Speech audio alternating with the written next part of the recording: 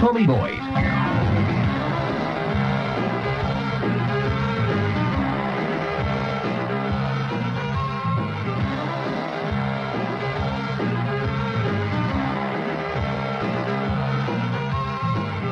I did 3 weeks research here in front of me.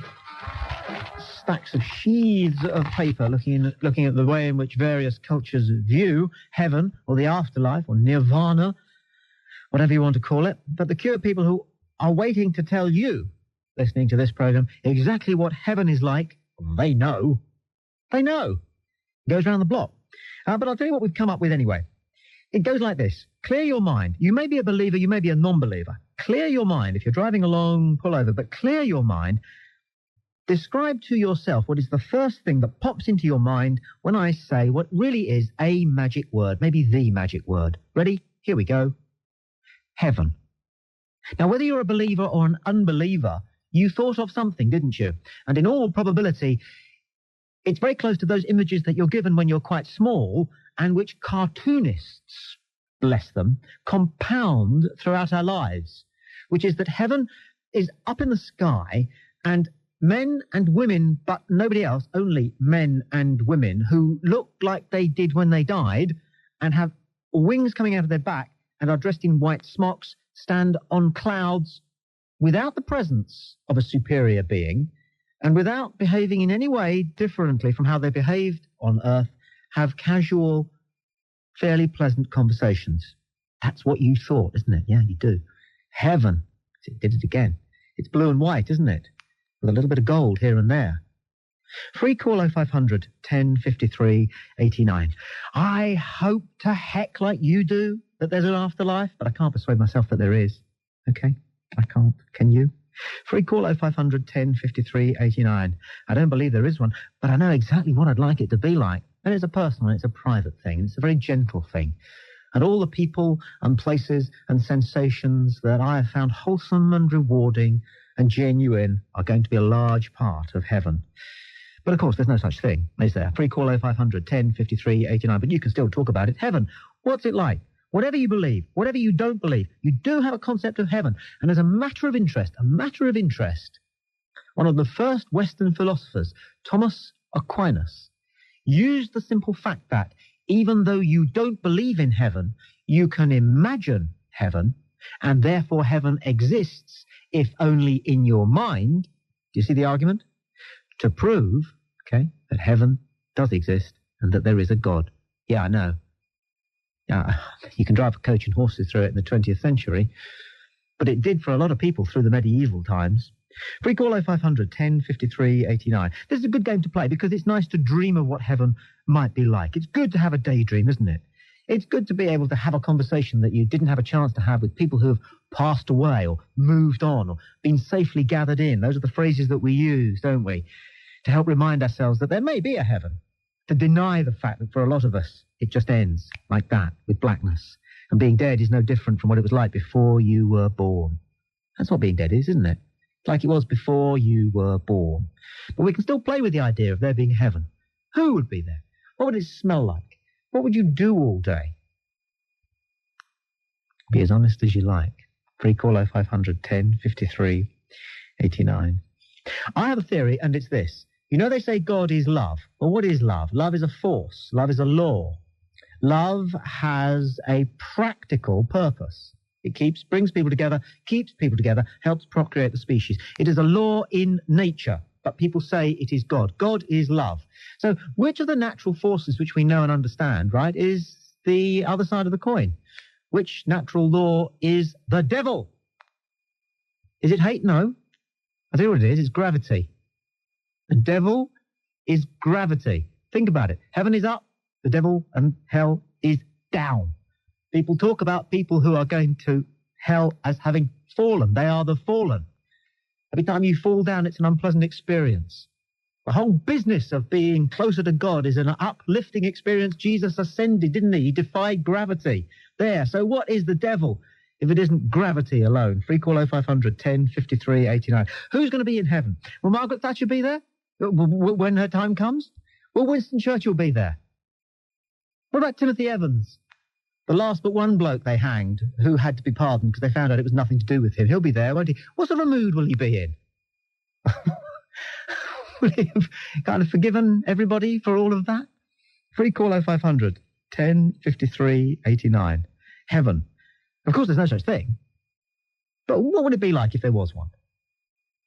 I'm Tommy Boyd. This is Talk Radio. There's a good argument for listening. And will your pets be there? Very important for some people, that. Very important.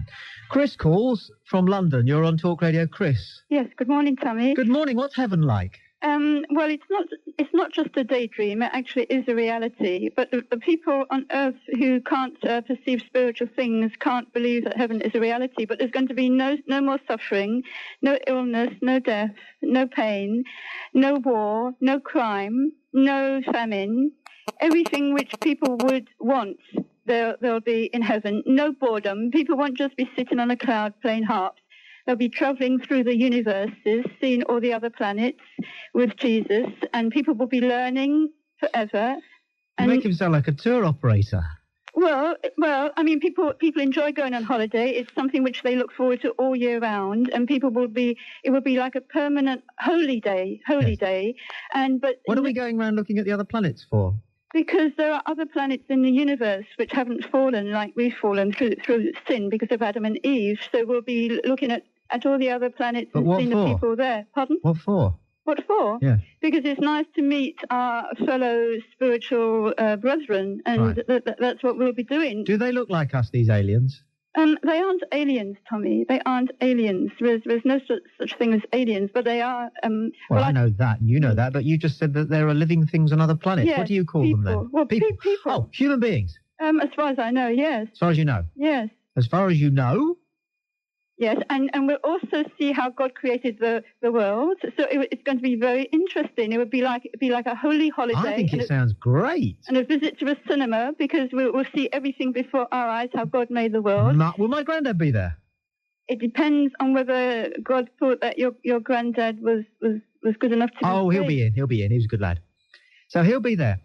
Does he know? I mean, I get to be with him and travel with him. Well, the thing is that there are two questions that we have to ask. The trouble is this. When I die, I'm going to be leaving people behind me, and it's going to be much more like heaven for me to be with them than to be with the few people who've passed on that I'd also like to be with. So, actually, I'd rather not die. That'd be heaven. Well, the thing is, some people won't enjoy heaven, Tommy, because if they didn't enjoy... What? If they didn't... if they didn't enjoy God while they were on earth, then they wouldn't enjoy heaven. And there are two questions we have to ask. Why are we here and where are we going? And everybody asks those questions. True enough. Everybody wants to know what happens when they die, and everybody wants to know the purpose of being here on earth. And the theory of evolution can't answer these two questions. So only God can answer this question. And even people who are rich don't have perfect happiness here on earth. People aren't totally satisfied. There's always that something more, which will be totally satisfied in heaven. Thank you for your call, Chris. Free call 0500 10 53 89. At the weekend, Stephen Hawking announced that he believes that his calculations now show that there is a God. Hawking believes in God. He believes he knows what happened at the moment of creation. He believes that because the universe was created, somebody must have created it. So he believes that there's a God. He can prove it. He's got the formula. I've seen the formula written down for God. Steve calls from Coventry. You're on Talk Radio. Steve, good afternoon. Hi, Tommy. All right. What's heaven like? Well, I class heaven as what we Buddhists call nirvana. Yes. It's somewhere you go after 7 lifetimes and achieve pure enlightenment. I've always not been a believer in God. Because God is supposed to be the creator, and basically, who created God? Nobody can answer my question. So, from the Buddhist point of view, heaven is somewhere you go as a spirit and not as a body form, and your spirit comes back to the next life if you don't achieve enlightenment. Never sounds very interesting, though, does it, put like that, Steve? Well, no. Basically, I mean, once you can fully understand morals, ethics, why you're here, the reasons you're here, then that's where you go. Yeah, but it still doesn't sound very interesting, does it? I mean, you probably going to take yourself out at the weekend, aren't you? And Josh with your mates and maybe have a couple. Oh, no, I'm a cab driver, so I should be working very hard the weekend. Right, but I mean, you still know how to enjoy yourself, don't you? Oh, yeah, definitely. But, you know, on the other hand, everybody's enjoyment is different, isn't it? Everybody enjoys a different thing out of life than somebody else. But one of the things that people enjoy most of all is bettering themselves. In what way, Tommy? Morally, ethically, or monetarily? Yes, all of those things. Yes, true? Yeah, true, but... True. So, if that's what we enjoy doing most of all, bettering ourselves... Yeah. How come it is that everybody's concept of heaven suggests that we haven't got any more work to do? It's all over. We've done it. We've arrived. Well, it is all over. Obviously, you won't be reborn and you won't come into this world of pain and suffering again. But what do you do all day? What do you do all day? Me, I sit on my backside. No, in Nirvana, mate. Oh, in Nirvana? Yes. Well, What? just chilling out, isn't it? What for? Eh? What for? Well, it's good, just to continue living, basically. But everything has a purpose. What's the purpose? What do you do in Nirvana? Where, you know... What do you do? Yeah. Be happy because you've got no worries. But for no why? Pain, no suffering. For why? For why? Yes, for why? Why? Because surely that is everybody's aim, not to be unhappy, not to be sad, not to have any pain, any suffering. But what good does it do? Where's the productivity in that? What benefits accrue from that? Who benefits? What? Is there heat from that? Well, I mean... What? You generate your own heat and light, don't you? The golden light. Yes.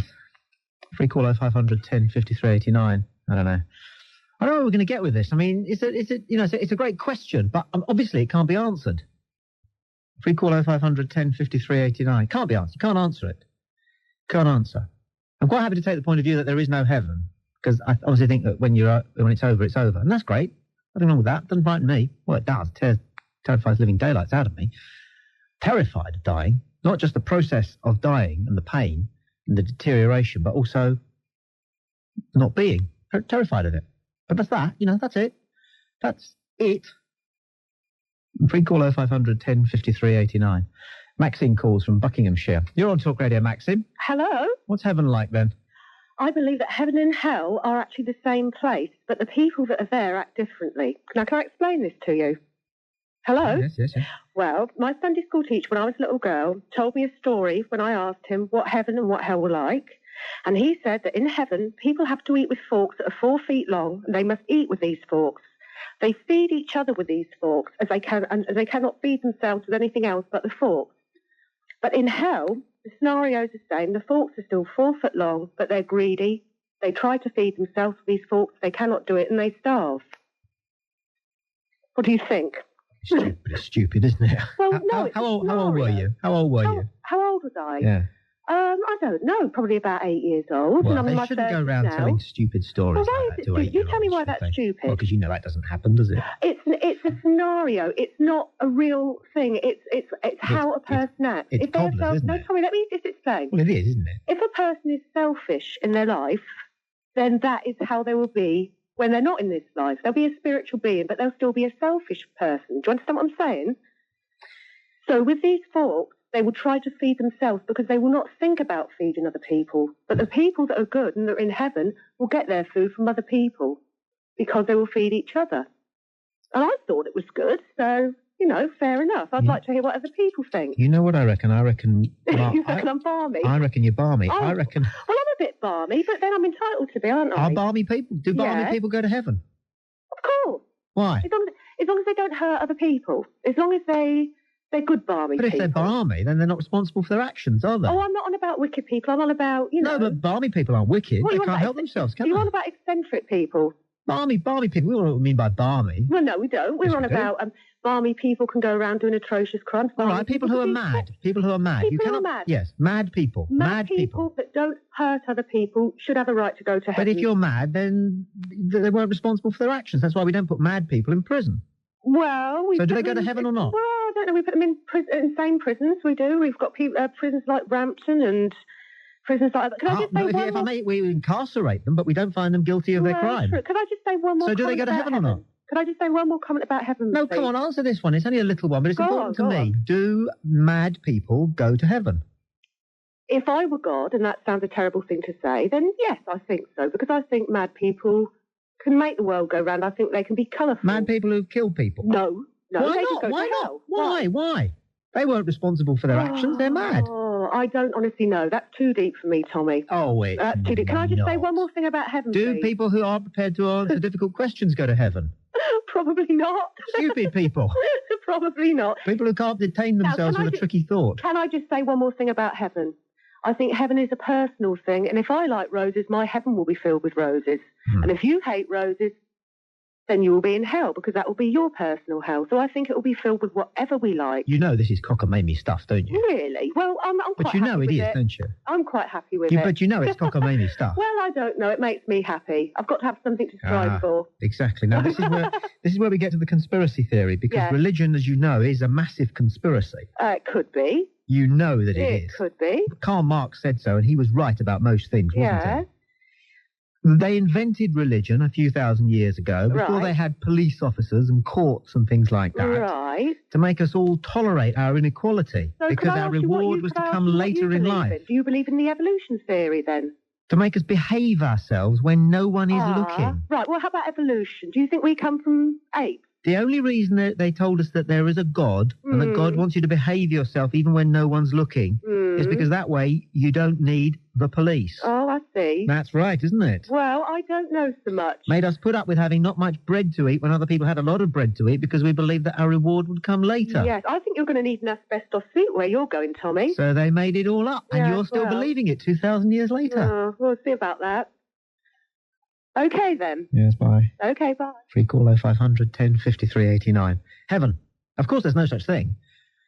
But what would it be like? I'm Tommy Boyd. This is Talk Radio. That's a good argument for this. From West Wales, you're on Talk Radio. Philip. Hello there. Good afternoon. Good afternoon to you. Here's a few answers to the questions your Buddhist New Age man came up with. God is not created because God is outside of space and time. He's uncreated and eternal. So that answers that question. The other one about men and women in heaven. The Bible tells us quite clearly that there is no gender.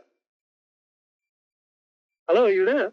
Yes, I am. Oh, sorry, yes. What, did you think I dropped off? No, I thought I could hear strange voices, but that was that other geezer that was on the other night. No, you lot are always hearing strange voices. Not me, mate. Anyway, there's no giving in marriage in heaven. We're beyond gender, and the scriptures tell us that eye has not seen, nor has it come up into our hearts. We can't even begin to imagine the incredible beauty and peace and transcendence that we're going to experience in such a place. But to go back to your original statement, you've got to go somewhere when you die, because information theory tells us that you can't destroy matter and energy, and information is neither matter nor energy. I mean, you've got to go somewhere. That's where the eternal thing comes in. And it's not through the ignorance of Hinduism and reincarnation, etc. Oh, Philip, this is desperate stuff, man, isn't it? Hey? This is desperate stuff. No, I think it's wonderful stuff, because you've got to go somewhere. Can you imagine some evil clown? All you desperate souls, so distracted with the idea of what's going to happen to you when you're dead that you don't actually live. I do actually live. I mean, I'm thinking about Saddam now. I mean, if there's no heaven and there's no hell, that incredibly dangerous lunatic, do you think he's going to get away with it? Nobody gets away with anything. You see, you wasted so much time clutching at these straws that you haven't even done the halfway decent and Christian thing of finding out a little bit about Saddam Hussein. I know quite a lot about Saddam. I'm sure you do. Do you ever hear anybody who say anything different? Well, do you want to know the truth about Saddam Hussein? Oh, yes, please, at last. Oh, yes, please. I've been waiting for this since about 1989. I'm sure you have, yes. But Philip in West Wales, I'm going to go and take a seat over in the corner of the studio, and Philip in West Wales, who believes in life after death, and he also knows that you can prove it, and it's in the scriptures, and it says so that clears that up. As well. Yeah, that's right, isn't it? He's now going to tell us the truth about Saddam Hussein. Right, well, he's a dangerous lunatic. He believes in reincarnation. He believes that he's the reincarnation of Nebuchadnezzar, who was the king of Babylon.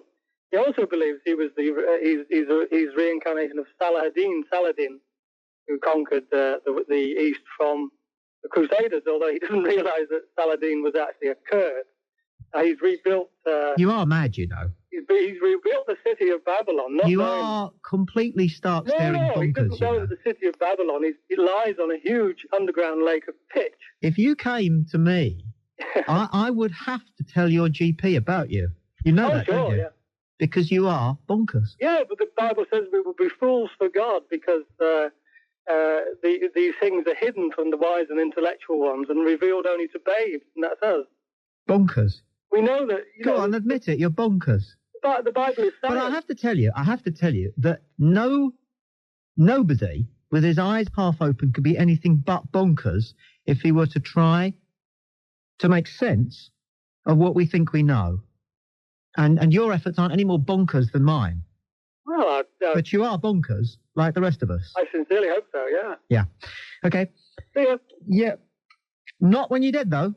Not when you're dead. We won't see anything when we're dead. We won't see anybody. That's it, mate. Shum. Just like the goldfish. Boom. Gone. Out of it. Shame, really, because there'll be things left undone. Thoughts left unthought. Oh, no. You have plenty of time to work things out. See what you've got. Go away. Bernard calls from Kilmarnock. You're on Talk Radio. Sorry, I thought I got rid of him. Right. Bernard calls from Kilmarnock. You're on Talk Radio, Bernard. Good afternoon. Tommy. Hi. Hello. Well, what if these born-again people are right? As I thought, you hear them, you talk to them often on the radio and you get them on you come from different angles, you talk about different things, but I've been listening to a lot of your shows, and when you bring these people on, and what if these guys are right? What if they're right? What if they're right and there is a heaven? No problem. There is a hell. No problem. There is... Well, I don't know, but it kind of gives me a shudder, what if they're right and we're wrong, yeah? Don't worry. Have you lived your life as a non-believer? Well, no, I've been going to church and all that stuff. As a boy and I grew up in church, going to church and things like that. Kind of fell away when I was a bit older. Kind of got it on an insurance policy? Well, I don't know. I've spoke to these people because they're always talking to you and they're always telling you that you've got to have this personal relationship with Jesus and things like that to get to heaven. Yeah, I know. That's the bit that annoys me because I don't believe that if there is a supreme being. See, that's lesser thinking. That's the kind of thinking that you expect from a South American dictator. He doesn't want you to be right, he just wants you to obey him, whether he's right or wrong, okay?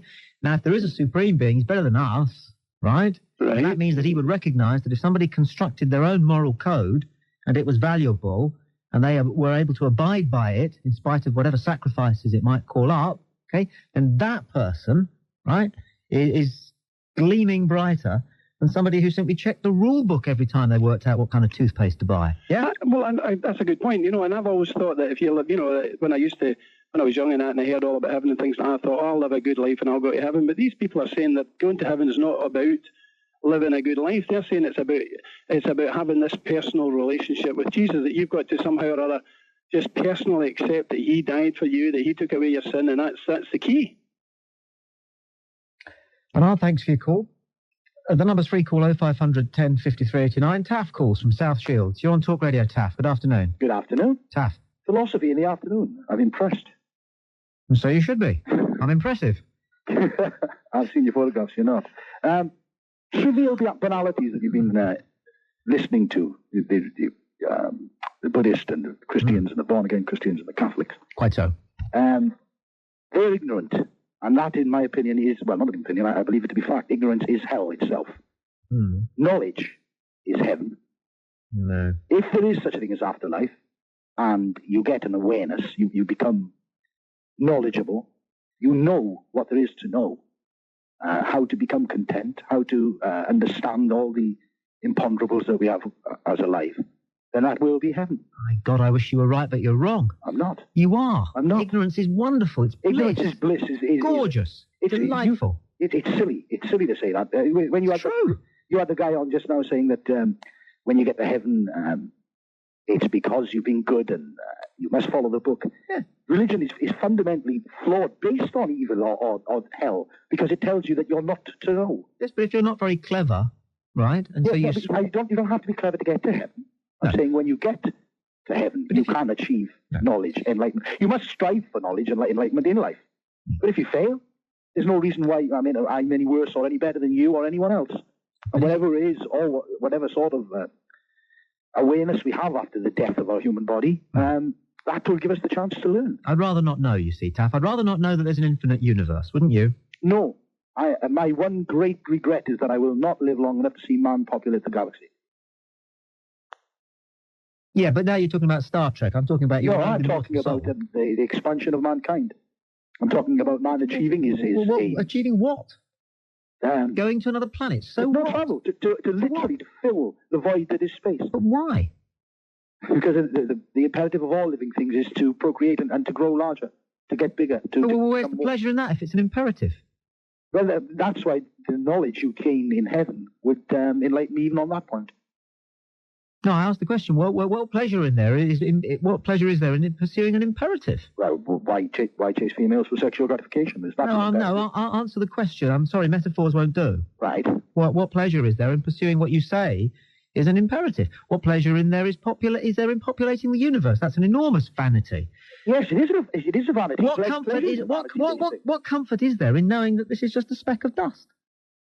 Well, it's not the knowing what we know now. It's what we have yet to learn, what we will know. Everything, the reasons for things, the causes for things. Well, it's a bit long. How it all became. It's a long time coming, isn't it? Well, indeed it is, and hopefully it'll take a long, long time yet. Yeah, you'll be long dead and buried before we find out. I hope so. Supposing we never do. I don't believe that's possible. I believe enlightenment is... That's hope. That can't be belief. No, it is belief. I believe that after death I will learn more. But that's a belief that's based on hope. That's flimsy. It's a lot less flimsy than any other religious fanatics you have on. Yes, I know, and it's difficult to prove anything, but we can take it as read that you are on the phone and you are calling from a place which we call South Shields, yes. And that the call is costing you none of your Earth pounds because we're paying for it. And thank you for not being Peter Sissons and the rest of that Stephen Fry sketch. But the point is this, Taff, I think we know too much for our own good. No, I don't think... As you said, ignorance is bliss. It isn't. It's ignorance that causes the problems. It's intolerance. It's war. It's starving one another, stealing from each other. It's all because we don't know. That causes these problems. If we knew, if we understood the other person, if we understood everything, there would be no reason for conflict. And that would give you pleasure. I'm not convinced that the argument lies out there in the universe, but maybe back in here. But I'm sure you would agree with me on that. It's been a delight talking to you or listening to you. Thank you. Thank you for your call. See you, Taff. Ta-ra. Bye-bye. Sid calls from Essex. Sid, you're on Talk Radio. Good afternoon. Hello, Tom. Hello, Sid. Oh, they're coming out of the woodwork, aren't they? They really are. I really like the one you got here. All right. Listen, I lost a partner about 22 years ago. I'm sorry. And they tell me that I'll meet her again. Do you know I'm going to be upset when she finds out who I'm going with? You've been active, have you? Well, I mean, after all them years, you would be, wouldn't you? Of course you would. There won't be any judgment in any of that. There isn't now. There won't be up there. Well, of course they will. She's going to say, "Oh, mate, I've been sitting here watching you, fuming." It worries us, doesn't it? It does worry us what they think of us. Oh, of course they do. Do you think that, but is that heaven, surely? Shall I tell you the daftest thing I've ever done in my whole life? Go on. Keep talking, they're closing in.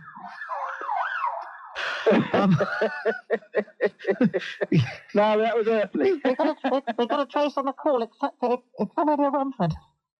Anyway, I had flu and I was in bed and I had a temperature. It was many years ago. My granddad had just died. And there was a fly in the room. And the fly seems to want to come over to me because I had time to watch this fly, you see. And I'd heard that sometimes people could be born again in the bodies of animals. So I suddenly wondered whether this fly was my granddad come back. Yeah. So I honestly actually said to this fly, there was nobody else in the room, obviously. I said to a fly, "If you are granddad, come over here and land on me." I did. Desperate, aren't we? We're all desperate tonight. It didn't. It didn't. But supposing it had have done. Well, there you are. And what have you got?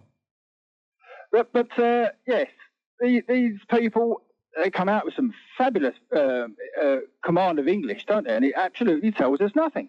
I mean, religion has been created by the churches, and the churches now have to service the need that they've created. Do you think it's not worth thinking about? No, I don't. I don't think it's worth the time of day. We'll never, ever know. So why bother thinking about it? That's right. Yeah. When we go, we'll be like an old car. Exactly. We put on the breakers and we'll rust away. Let's get on with what we know, shall we? Do you happen to know whether Nordance Prince won the 3 o'clock at Doncaster?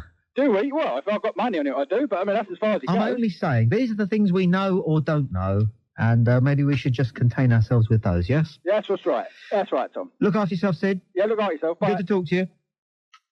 Sean's on the line from Manchester. You're on Talk Radio. Sean, good afternoon. Hello. Hello. I don't know what heaven's like because I've never been. No.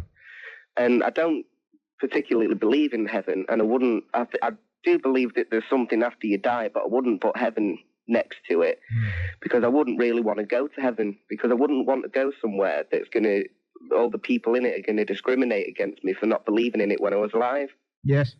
Because that's what it seems to be like. If you don't believe in heaven, will you go into hell? Well, I'd prefer to go to hell because they sound like my kind of people. I know what you mean. I know what you mean. Yeah. I mean, but let me put that question that I put to... What age are you? 18. You see, you've probably done a bit of thinking about this already. Well... Little bit. One of the largest portions of my life, really, yeah. We do, don't we? We don't talk about it with our mates much. Well, you can't help but think about it, though. You do. That's what somber rock music is for, isn't it, really? Well, I don't know. I don't really listen to somber rock music. No, but you know what I mean. It's Yeah, I know what you mean. those quiet moments when you're a teenager and you're on your own. I don't know what... I think boys think about the meaning of life more than girls. Why is that? I don't know, but it's a suspicion I have. Oh, well. I might be right, I might be wrong. Who's to say? Who's to say? Indeed. Oh, well. That's all I wanted to say then, really. I'm glad you did. Sorry, there was something in my mind, but I was listening to what you were saying, and I forgot what I was going to say, which happens from time to time in normal conversation, which is all this is. Thanks for your call, Sean. You're welcome. Look after yourself. Thank you. Bye-bye. I read something at the weekend, which is stuck in my mind. A writer who was talking about wisdom. Because wisdom's the thing, isn't it? Wisdom's what you want. And this writer said that wisdom is the reward of a restless mind. And I thought, well, I hope that's true. Because like you, I've got a restless mind. We all have. Except I don't believe it. I think that paranoia is the reward of a restless mind. Free call 0500 10 53 89. Margaret calls now from Airdrie. You're on Talk Radio, Margaret. Good Hello, afternoon. Tommy. Hello. Oh, Tommy, you do have the problems, don't you? Oh. You know, you say, like the gentleman who was on a little while ago, he said, what do we do if they're right? Yeah. I mean, all these people. Tommy, if you believe in the Almighty, if you believe that some being, some power created this wonderful universe, this perfect universe, can you imagine how you would feel eventually getting into that person's company? You know, if you meet someone that you have admired, say Pavarotti or whatever, some wonderful person, and you sit and you're absolutely enthralled. I can't believe that I'm in this person's company, and I can actually hear him and he's talking to me. If you can be so enthralled with that, or even the happiness of talking with your wife and your children, what sort of happiness could it be to be in the company of the Almighty, who wasn't born? He always was. I am who am, he said, when someone said, who will I tell? Who will I say? Tell them I might be God. Am. Perhaps I am the God. Power of the So you don't know. If I told you I was God, you wouldn't know for sure, but I'm not, would you? Well, I've never met you, Tommy. I'd have to meet you before I could... But you've never met God, have you? No, I have met him spiritually. So how do you know he doesn't look like me? I don't know, Tommy. So I could be God? Anybody could be God, Tommy. The people that we meet in the How street... will you know God, then, when you meet him? Tommy, when you meet the Almighty, there has to be a difference. What is it? When you meet somebody that impersonates Elvis Presley, and then you meet Elvis Presley when he was alive, you would know the difference between the imitation and the real. God looks a bit like Elvis Presley. Oh, don't be funny, Tommy. What does he look like, then? I'm saying when you meet the real, the reality, then any pretense would be very obvious. What does he look like, then? Well, to me, Tommy, that's heaven. Being in the company of the Creator. And that is perfect happiness, Tommy. Yeah. What does he look like, then? Who? This bloke, the Almighty. I haven't met the Almighty in person. You don't know, but you'll know when you meet him. I haven't even met Jesus in person. The people that lived 2,000 years ago, they met him, and it must have been wonderful to be in his company, to listen to him speaking and watch his expressions and his gentleness and his tenderness. What age are you now, Margaret? 21 past. Yeah, you sure are. And I wouldn't take away anything that you've got. Wouldn't even want to put a dent in it. For Christian reasons, I suppose, even though I'm not a Christian. Free call 0500 10 53 18. Oh, God, I wish I had that faith. God, I wish I did. I really, really do, but I'm too clever. It's as simple as that. Free call 0500 10 53 89. I'm Tommy Boyds. June calls from London. You're on Talk Radio. June, hello. Hello, Tommy. Hello, June. My priest assures me that when first of all, I'm fat and old, and he promises me that when I get to heaven, I will be able to wear tight blue jeans and I'll be able to dive into a swimming pool. And he promised me that. So I feel quite happy about the whole situation. We wouldn't accept that kind of a nonsense from a used car salesman, would we, June? I didn't ask him. I didn't say to him, Father, when I get to heaven, will I be able to wear tight blue jeans? No. I said to him, Father, I would love to wear tight blue jeans more than anything in the world. And he turned to me and he said, June, when you're in heaven, you will be able to do that. Now, how can you disagree with that? Well, he sounds to me like it is not too rare, actually, to find a priest with a sense of humour, June. Wouldn't you say? Well, how do you know that God hasn't got a sense of humour? Where does it show itself? God's sense of humour? Yes. Watermelons. Answers on a postcard. Free caller 500 10 53 89. God manifests his sense of humour in watermelons. James calls from London. You're on Talk Radio, James. Good Hello, afternoon. Tommy. Hello, James. One problem I have with heaven. Yes. If heaven's such a perfect place, why did a third of the angels rebel? Yes. Is that what they did? Well, that's according to the Bible. That's what they did. If they were contaminated by evil, then that means that heaven couldn't have been a perfect place to have protected them from that contamination. I see what you're saying. And if the critics say, well, God is going to make a new heaven, what was wrong with the first heaven? It's a neat point. If heaven was perfect, why didn't he get it right the first go? It's a profound point. It's certainly a well-researched point. I think one or two Christians could put that in their pipe and smoke it, don't you? Exactly. I don't know whether we've got any who would like to rise to your bait. I don't think there are many that do, because I put that question to various members of the clergy, and they got no answer to it. Well, I don't know. You see, let me bring Mark into the conversation. He's called from Bridgend. Stay with us, James, in London. Mark in Bridgend, are you there? A second. Mark, is that you? Hello? Hello, boy. How's things? Pretty good. Good. Are you Christian? Yep. You believe in heaven? I do. What about the point that James has just made? It's well, where does it say heaven is perfect, Tommy? It will be perfect.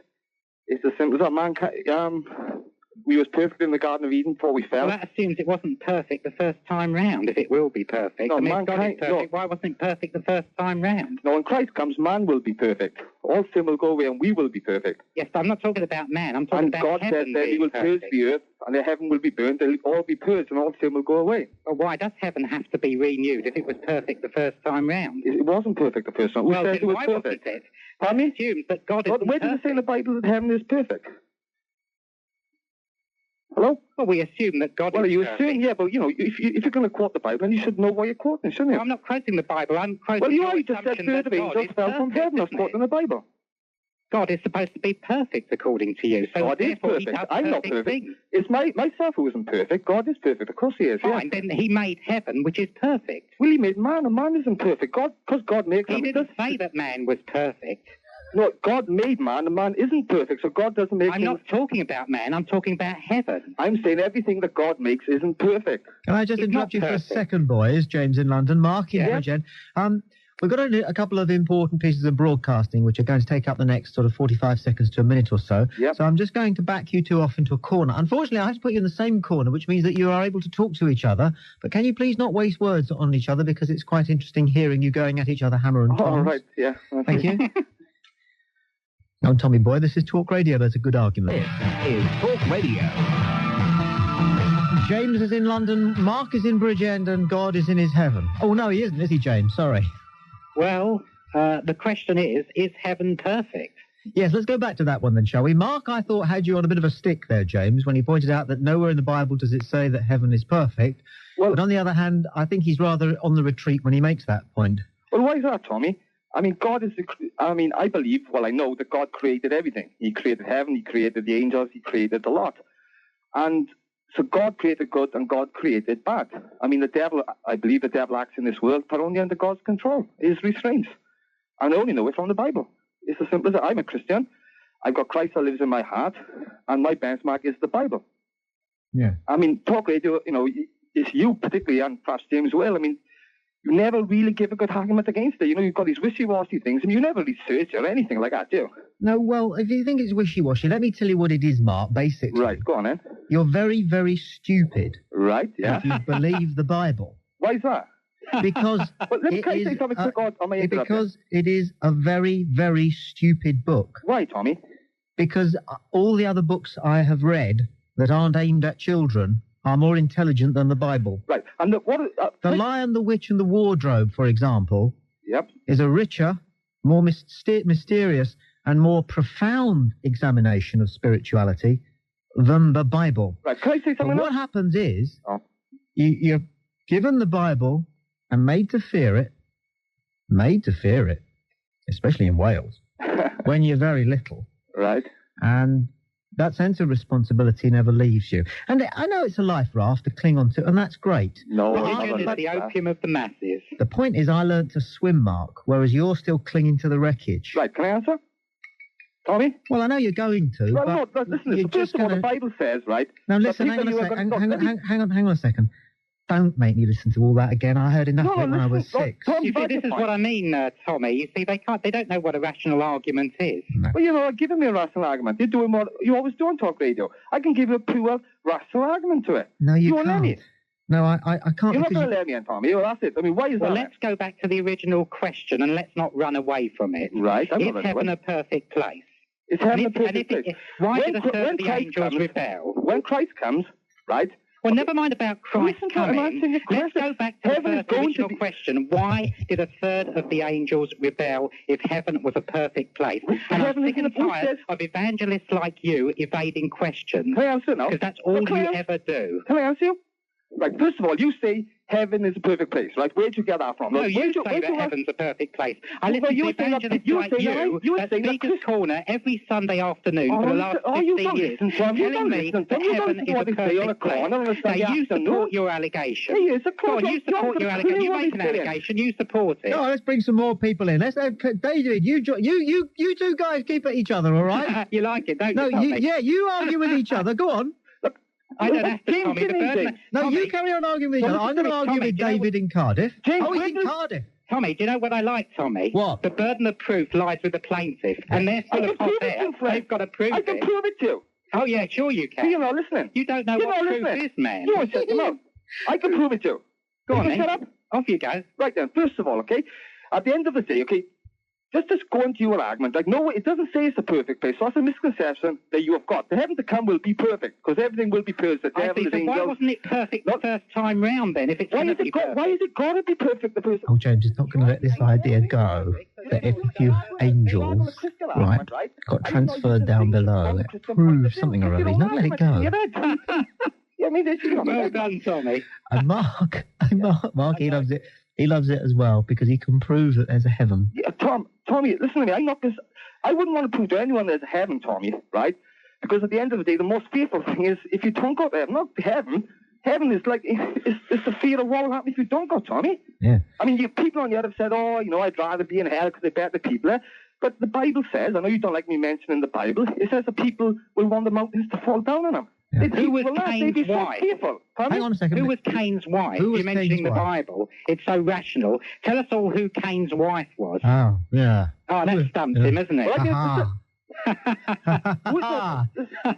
You see, you can't say who Cain's wife was, Mark. Tommy, I've been a Christian for Therefore, 3 years, that's all. there's no God. James has proved it. Oh, yes, sure. Listen, guys, thanks very much indeed for your contribution to the programme. We got absolutely nowhere, but then we knew we would. David in Cardiff, I'm sorry I brought you in, but you couldn't get a word in edgeways, could you? No. Well, now's your turn. Well, I was just thinking, having another argument, the thing is, if God or heaven does exist, yes, it can't be explained to anyone, by anyone. And I think there's a line that somebody told me some time ago that is that we are not God, so we cannot think like God or understand. No. So shall we not bother to think about it then? Well, that's in other words, faith or whatever, religion, if you like, it's got to be a large dose of blind faith. Yes, blind faith. That's all he can go. If he can swallow a large dose of blind faith. Blind faith. What a good Sunday night show that would be. I mean, I think that's the only way you're gonna get anywhere at all. Alan Titchmarsh to host. David, thanks. Yeah. Quick word with Wendy, who calls from Bath. You're on Talk Radio. Wendy, hello. Hi. Wendy. Tommy, hi. Hi. Yes, a man dies, he goes to what he thinks is heaven. It's just completely blissful. He gets all his needs met instantly, the most amazing home, food, whatever he wants. After 6 months, it's like, hang on a minute, there's something not quite right here. This is just, there's no challenge, there's no grit, there's no... He goes to the wise being that brought him there and says, hey, I'm getting kind of frustrated. Would you try me out in hell, please? And the man says, where do you think you are? Don't forget to subscribe and like. Comment too if you wish. Even slap your legs and make a purchase from Ann Summers. But don't do nothing.